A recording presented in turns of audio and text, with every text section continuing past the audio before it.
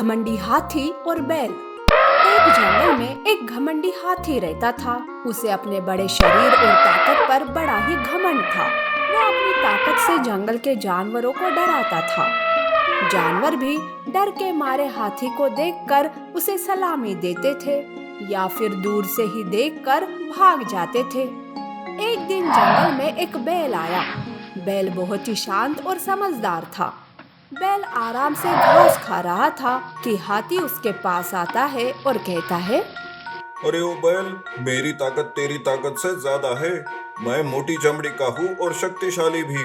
तू मेरे सामने कमजोर है, इसलिए तुझे मेरे सामने झुकना ही होगा। मुझे तुम्हारी ताकत का अंदाजा है।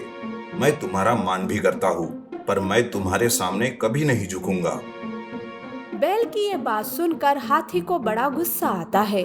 वो उस पर अपने पैरों से हमला करने जाता है, पर बैल बड़ी ही चतुराई से वहां से हट जाता है। हाथी का वार खाली जाता है। तब बैल कहता है, तुम अपनी शक्ति का इस्तेमाल यूं किसी को बेवजह मारने में नहीं कर सकते। अपनी शक्ति का इस्तेमाल किसी की भलाई के लिए करो। तू मुझे मत सिखा बैल, शब्दों की जाल में मुझे मत फंसा। हिम्मत है तो मुझसे लड़ाई कर और मुझे हरा कर दिखा। देखो, मैं तुमसे नहीं लड़ना चाहता। तुम्हारा और मेरा कोई झगड़ा ही नहीं है। फिर मैं क्यों खामखा तुमसे लड़ाई करूं? तब हाथी अपने बड़े शरीर और ताकत से बैल को डराने की कोशिश करता है। तब बैल अपनी समझदारी दिखाते हुए कहता है, अगर तुम मुझसे लड़ना ही चाहते हो तो क्यों ना हम एक प्रतियोगिता करें। तब हम सबको पता चल जाएगा कि किस में कितनी ताकत है। अच्छा ठीक है, लेकिन कैसी प्रतियोगिता बैल? जो जल्दी से नदी पार कर लेगा वही जीतेगा। क्या तुम तैयार हो? हाँ हाँ बैल, मैं तैयार हूँ।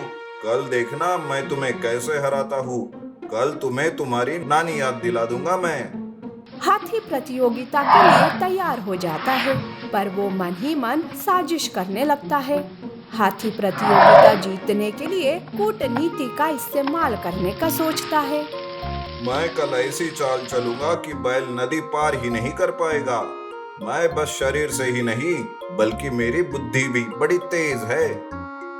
हाथी और बैल की प्रतियोगिता होने वाली है, ये बात सबको पता चलती है। दूसरे दिन सारे जानवर नदी किनारे इकट्ठा हो जाते हैं। बैल और हाथी भी वहां आते हैं। तब जानवर आपस में बातें करने लगते हैं।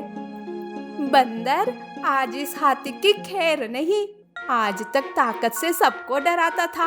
अब देखते हैं कि भारी शरीर से ये कैसे भागता है पानी में। हाँ रे, हाथी तो हार ही जाएगा और इसकी चाल देखकर तो बड़ा ही मजा आएगा। सारे जानवर हाथी का मजाक उड़ा रहे थे। तब हाथी को बड़ा गुस्सा आता है और वो जोर की आवाज में कहता है, चुप करो तुम सब।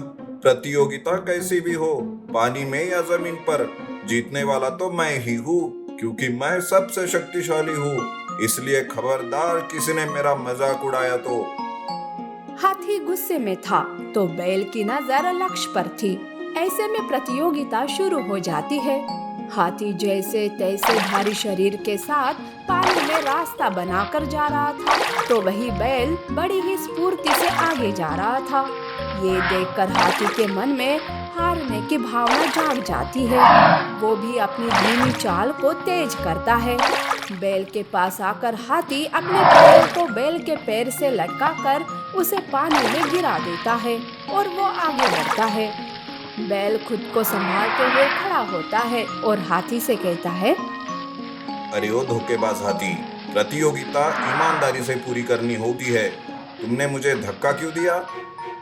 तब हाथी रुक कर कहता है, अरे खुद तुम्हारे पैर फिसल गए होंगे, इसमें मेरी क्या गलती? ऐसा कहकर हाथी आगे बढ़ जाता है। बैल भी हार न मानकर तेजी से आगे बढ़ता है, पर ऐसे में पानी का बहाव बढ़ जाता है। अब आगे बढ़ने में दिक्कत आने लगती है, पर उस मुश्किल घड़ी में भी बैल हिम्मत न हार कर आगे बढ़ता है, तो हाथी एक ही जगह पर अटक जाता है। हाथी के आगे जाने से पहले ही बैल नदी के दूसरे किनारे पहुंच जाता है। पानी के बहाव के साथ वहाँ एक बड़ा ही खतरनाक मगरमच्छ आता है जो हाथी के सूंड को पकड़ लेता है। तब हाथी जोर जोर से चिल्लाने लगता है। बचाओ बचाओ, इस मगरमच्छ से कोई बचाओ मुझे। तब हिरन कहती है, अरे अब कौन तुझे बचाने आएगा? तुझे ही तेरी ताकत का बड़ा घमंड था ना, तो बचा अपनी ताकत से खुद को। हाथी मगरमच्छ को मारने की कोशिश करता है, पर मगरमच्छ ही उसकी सूंड को पकड़कर उसे पानी में खींचने लगता है।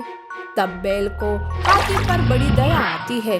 तब बैल अपनी सींगों से मगरमच्छ पर वार करने लगता है, जिस वजह से मगरमच्छ की पकड़ ढीली हो जाती है और वो हाथी की सूंड को छोड़कर चला जाता है।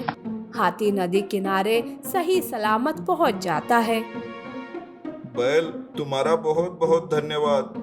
मैंने तुम्हारे साथ गलत किया, जानबूझकर तुम्हें पानी में गिराया, पर मेरी मुसीबत में तुम ही मेरी मदद करने भाग के चले आए। मुझे माफ कर दो बैल। देखो हाथी, अपनी ताकत पर कभी घमंड नहीं करना चाहिए। हमें कब किसी की जरूरत पड़ जाए ये हम बोल ही नहीं सकते, इसलिए सबके साथ अच्छा बर्ताव करना चाहिए। हाथी को उसकी गलती का एहसास होता है। वो बैल और सारे जानवरों से माफी मांगता है और अपना घमंड छोड़ देता है। उस दिन से सारे जानवर खुशी से रहने लगते हैं।